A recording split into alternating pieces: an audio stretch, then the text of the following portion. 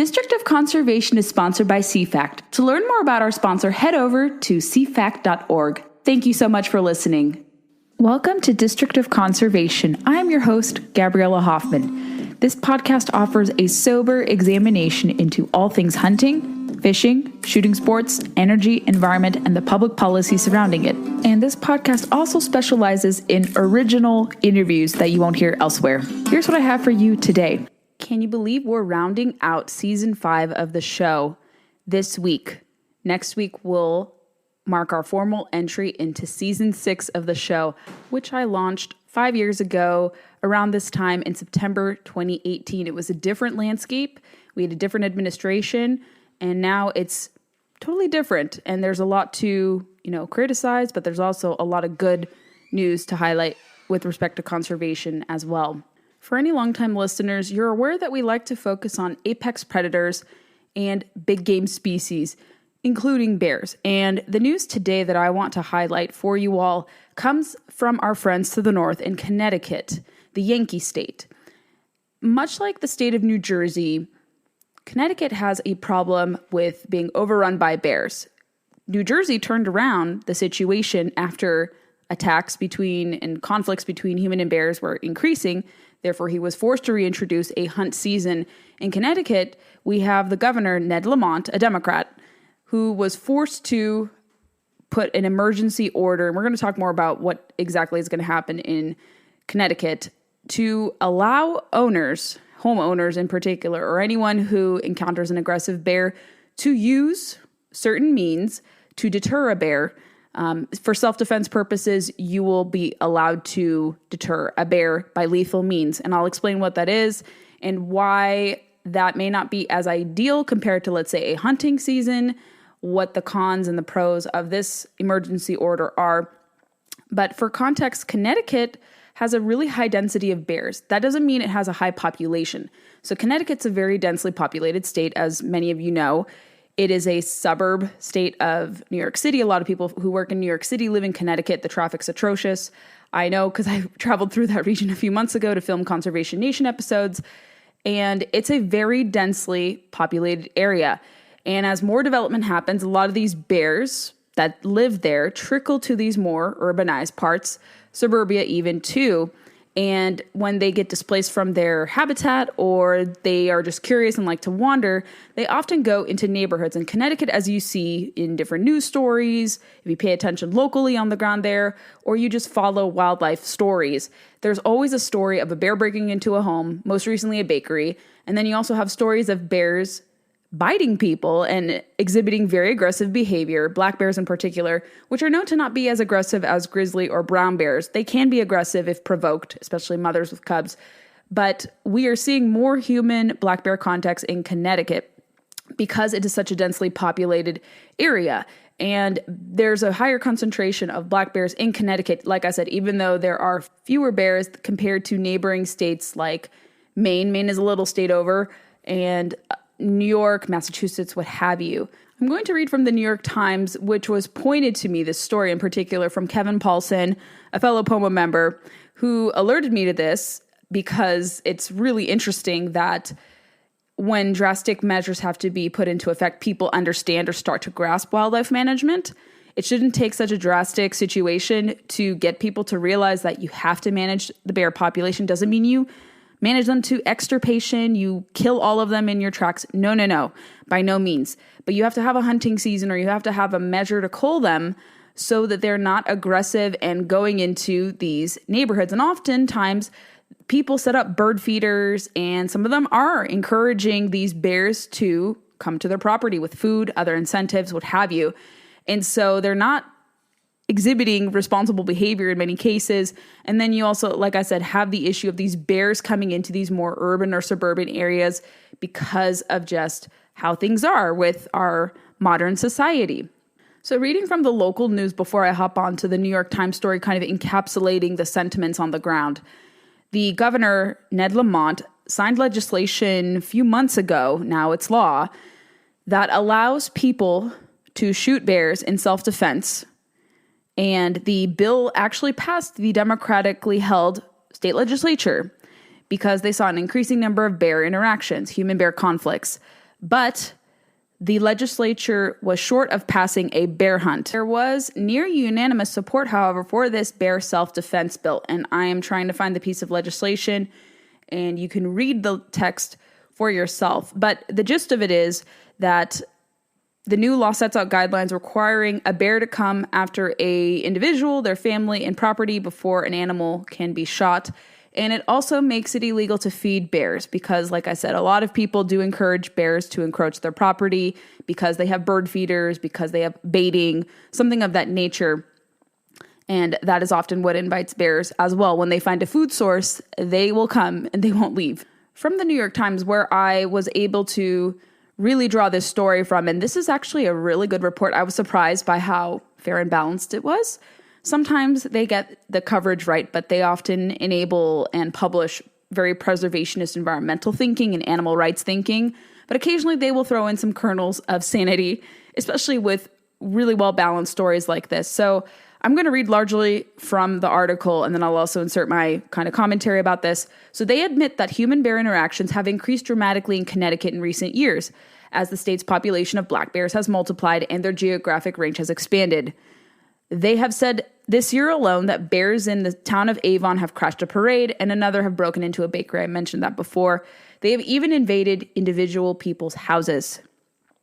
Because of the concern of increased human-bear conflicts, that led Governor Ned Lamont, again a Democrat, to sign a law that would allow residents to shoot and kill bears under certain circumstances if a person, quote, reasonably believes, end quote, a bear could seriously hurt a person or a pet, or if a bear is trying to enter a building with humans inside. It also prohibits intentionally feeding potentially dangerous animals like bears on private property. If you weren't aware, Connecticut is the only state in the Northeast with no bear hunting season. They have a big population, like I said, a very highly concentrated population, but no bear season, naturally. That is always what happens and precipitates these increased human-bear conflicts.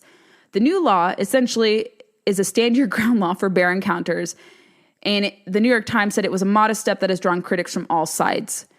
Those who advocated for a bear hunt instead say the new law does not go far enough. They argued the bears must be taught to fear humans for their own protection and that dead bears deter live bears from populated areas. It's about altering the behavior of our bears and how they perceive humans, said Jason Hawley, the leading bear biologist in Connecticut's Department of Energy and Environmental Protection. He added, bears don't have a negative association with humans. In fact, I'd argue that they have a positive association with humans. Alternatively, you have these groups, anti-hunting, animal rights associations that are often associated with the Humane Society of the United States. Hunting bears is unsafe, it is not necessary, and most importantly, it is not going to reduce interactions between people and bears, says Annie Hornish, the Connecticut director of the Humane Society of the United States, which is part of the Connecticut Coalition to Protect Bears. What does this group do? They often try to work to stop hunting. They say they were formed in 2021, and I'm reading outside of the New York Times here, dedicated to ongoing educational outreach and legislative advocacy. Our goal is to promote proven non-lethal strategies to allow people in Connecticut's native bears to peacefully coexist. The Connecticut Coalition to Protect Bears opposes hunting of our state's small population and supports humane policies for orphan bears. And of course, these are propagators of misinformation, judging by some of the resources and things I'm reading and just reading off their mission statement. They believe that black bears are endangered, that hunting is not a deterrent. It actually is. We've talked about this all the time, that black bears cumulatively and even in the state of Connecticut far exceed carrying capacity. They're not anywhere near endangered. They're not on the IUCN red list of threatened or endangered species. They have no threat posed to them by overhunting or hunting in particular. So they're safe to manage, and there is no reason to not have lethal means to manage them. It's proven to work. It doesn't extirpate the whole entire population. It doesn't lead to, market game hunting. It's very highly regulated and controlled, and these bear numbers aren't diminishing in totality. In fact, the absence of the bear hunt, as the New York Times and even reports have indicated, has made these conflicts more prevalent. And in other states like Maine, Massachusetts, I don't think they have a bear hunt. No, they do have a bear hunt in Massachusetts, what I'm talking about. But in like New Hampshire and Maine and even New York, you can hunt bears. And so why is Connecticut having this problem? Because they don't have a bear hunt. Let's read more of this article. This has led to many states now debating how best to manage bears, and bear hunts are returning to states that were previously prohibited, including in New Jersey, which had to legalize a limited call hunt last fall. Governor Murphy, if you guys remember, campaigned on banning bear hunting, black bear hunting, when he first ran for office in the Garden State as governor. And he was forced to have to reinstate the hunt because the situation got so bad. Now back to Connecticut. The suburbs across Connecticut, bears who venture close to people's homes are largely looking for food, wildlife experts say. And interestingly, this is an admission from a Democrat lawmaker. I think some of them are waking up because they see that it's not enough to assuage bears. To have non-lethal means you need to have a highly regulated hunt or some sort of more serious measure, I guess, like this. Like I said, I don't think having a stand your ground law for bears is appropriate here. It's interesting. This state doesn't like the Second Amendment. So how are people going to protect themselves against bears if it's really regulated and almost impossible to have an AR-15 or another type of rifle? It's a very gun control heavy state. So how can people afford to use weapons that they have, lawfully owned weapons, to defend themselves against bears in a state that is for gun control? That's an irony that's not lost on me. But one state representative said something very illuminating, which I hope other preservationists listen closely.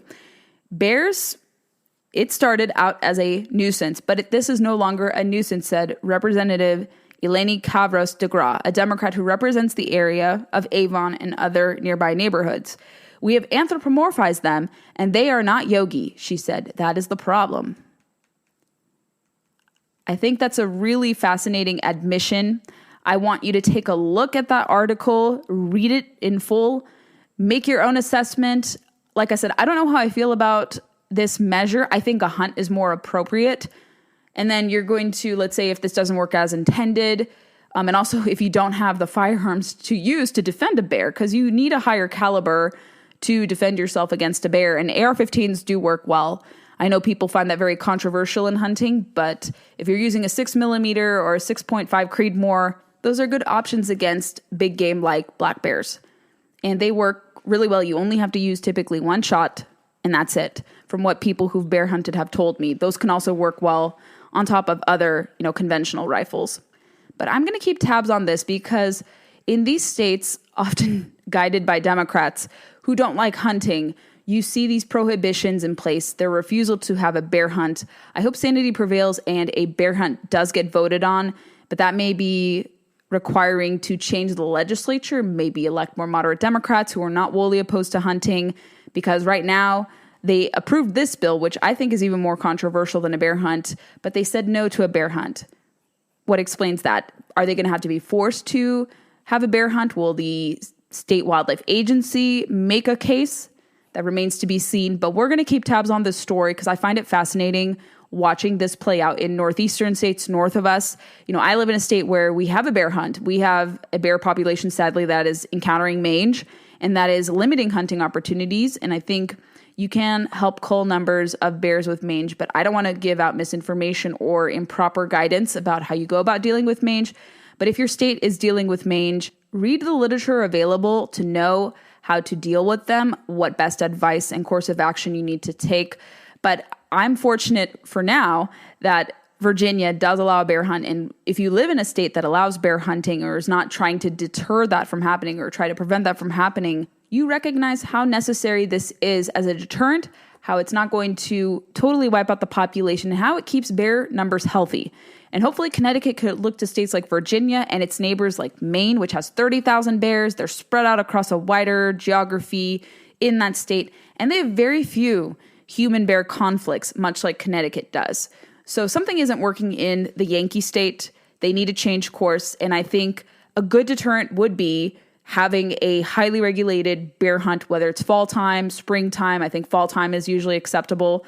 But they need to move away from their preservationist thinking, and they need to not lean on these groups like this Connecticut Coalition to protect bears, because they are putting misinformation about bear management, the health of bears. They are not adding to healthy discourse about bear management with their refusal to lean on wildlife management, to trust bear biologists, to trust the wildlife biologists at the Connecticut State Wildlife Agency. What do you think of this story? I would love to hear your feedback, and I'm going to expand on it for Town Hall very soon. I think it's worthwhile to discuss. Thanks for listening to today's episode.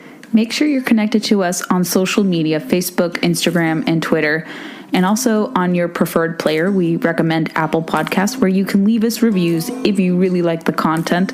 Share the podcast with friends who may be interested in learning more about what's trending in conservation and the related industries that entangle with it and sometimes work against it as well. Thanks for listening to the show, and stay tuned for the next episode.